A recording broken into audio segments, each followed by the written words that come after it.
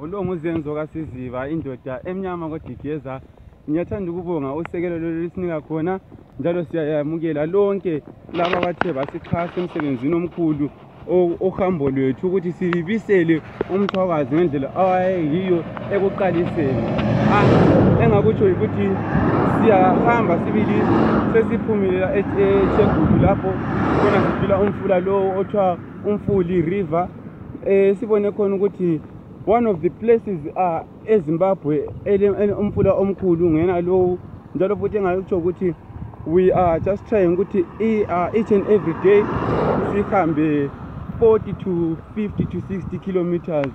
Lokho sokubuya ukuthi imizimba yethu yabivuke injani, kodwa engakutsho ukuthi hayi sokuseduze eHarare only 99 it's 99 yeah about 99 about 99 ngoba bona bakhangela ngesigodlweni lapho okukhulu okule post office. But thina esingakutsho ukuthi sesingenile eHarare sicela lisichase lisitshengise indlela, hathi ukuthi insult abanye abantu kukhanya ngani thina silanda ukuzokulwa, hayi silanda ukuzoyakha umuzi omusha engakutsho okamthwakazi umuzi ozahlala okunaphakade. Njalo futhi bathwakazi abahle bathwakazi ababukekayo sithi kini siyabonga konke lisenzela khona. Since siqalile uhambo lwethu hayi asikahlangani lama challenges lokho esihamba since day 1 lapho igroup eyakha khona sesizabona ukuthi no we are many.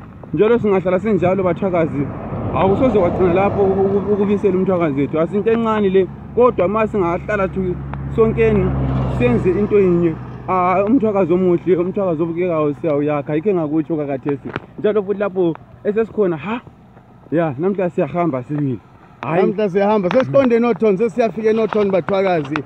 So ngiyazi ukuthi bakhona kade becela ivideo ukuthi sichaze ukuthi sesikhatshana okungakanani la koBulawayo khathesi about 320. So we sesihambe about 320 kilometers from koBulawayo, if not more. Of course asicheck every single kilometer, kodwa into esalitshela yona ukuthi njengoba sisitsho sokusele just less than 100 kilometers ukuthi singene eHarare, which you know is very important kithi. And again emunye umbuzo I think akade ukhona umfowethu obuzileyo yiwona lo ukuthi khona eHarare sikhangelela ukuthi sizafika nini. eHarare sikhangelela ukuthi sizafika probably kusasa emini sasa siyabe singena eHarare yikho lapho sizafika khona.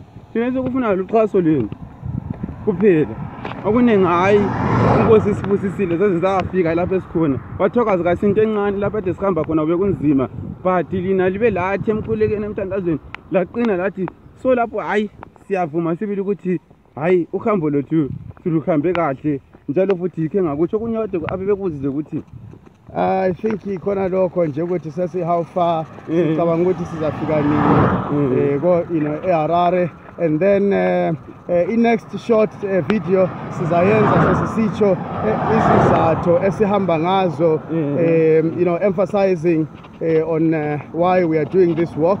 I'll do another video that will spell out that. But okwamanje just an update.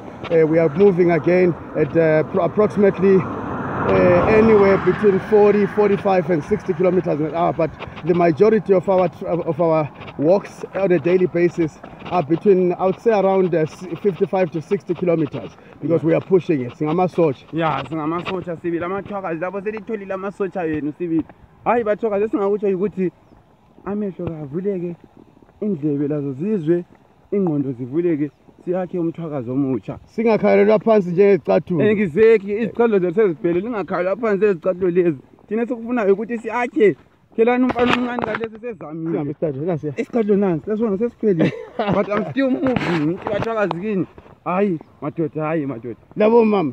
Hayi bazenzakala. Hayi kungabi generation case yayishi. Kuphele lokho. Kathi yini ngama spirits amabi? Ama spirits ngama spirits amabi vele azukukhipheni lokho emzini mabasha. Kavuka umthwakazi. Vuka umthwakazi.